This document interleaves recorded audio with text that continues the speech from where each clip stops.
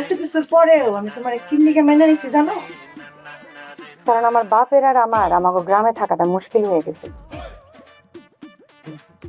সবাই সিসি করতো, জামাই ছেড়ে চলে গেছে।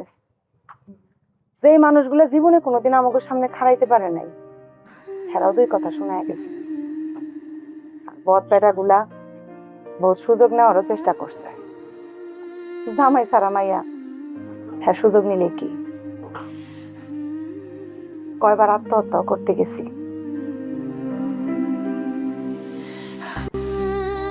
তখন তখন খালি ওর চেহারাটা বাইসে উঠতো।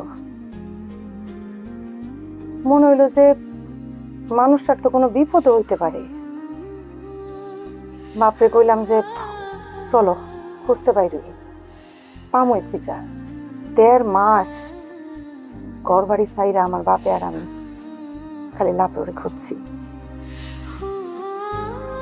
আইসা কি শুনলাম, সাপ লইতেছে লাভার বয়ে।